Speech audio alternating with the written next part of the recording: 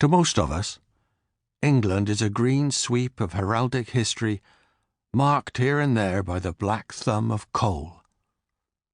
The bit I know best is local and enduring, has little history and almost no official heroes. I was born in a corner of the Cotswolds, an odd lozenge of land centred round the small town of Stroud.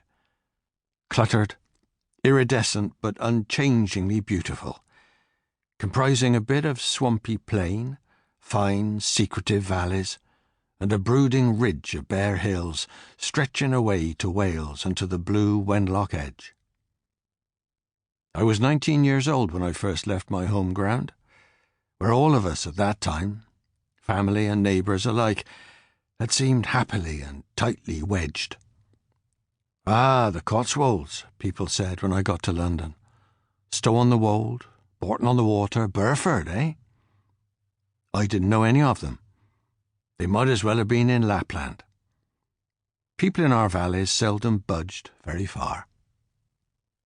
Stroud, Slad, Sheepscombe, Painswick, Bisley, Miserden, the Camp. These were the Cotswolds we knew, the limit of our contentments. What I loved, and still love, about that small pocket of England was that it was odd, radiant, and unlike anywhere else.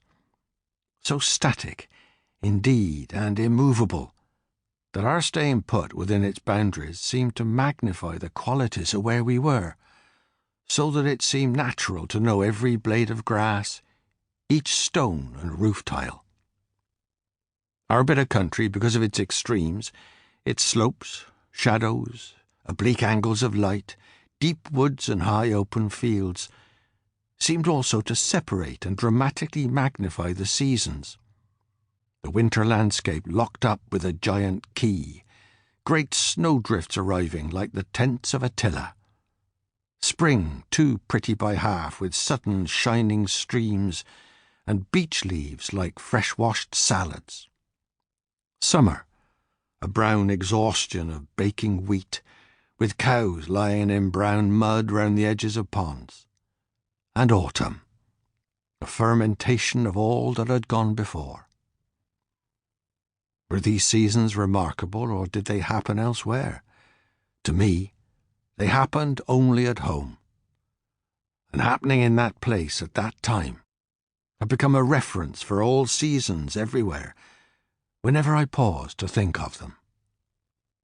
As to those sudden outbursts of oceanic storms, western gales blowing in from the Atlantic, with sheep huddling in bunches, bushes bent to the ground and chimneys toppling, and birds flying backwards.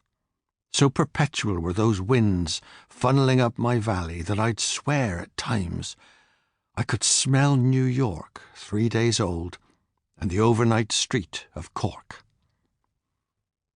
This bit of England was also a country of seepages, shaped and populated by them. Seepages from the melting glaciers, the rivers and estuaries up which my neighbours had arrived in their canoes and coracles, settling, raising cattle, building walls, digging holes, becoming miners, shepherds, weavers. Hogg, Webb, Wynne, Jones. You scarcely needed to open your mouth to speak such names, and with jobs like theirs, you didn't move about much. A damp green place this, small and domestic in scale, but the citizens know its measure. The expansive oddity of this district is that it breaks into 3, the high, flat sheep hills, the valleys dropping to the plain, then across the Severn westward to the black-eyed tribesmen in their forest, each with a private coal mine at the bottom of his garden.